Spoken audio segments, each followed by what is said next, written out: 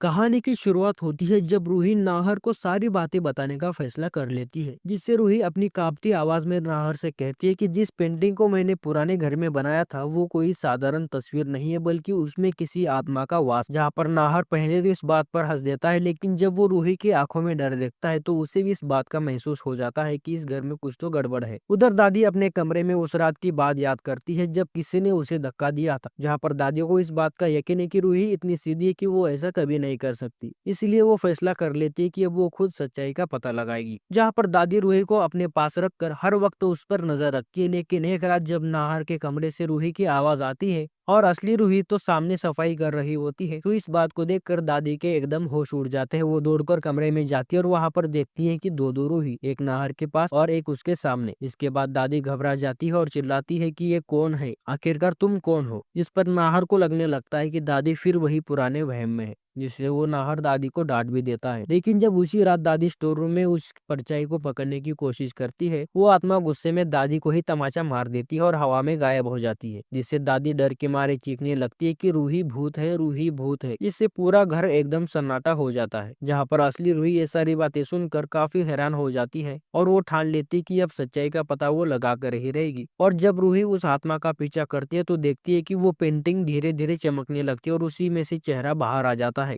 जिसके बाद वो आत्मा मुस्कुराते हुए कहती है कि मैं वही हूँ जिसे धोखा मिला है। अब मैं नाहर को चाहती हूँ, क्योंकि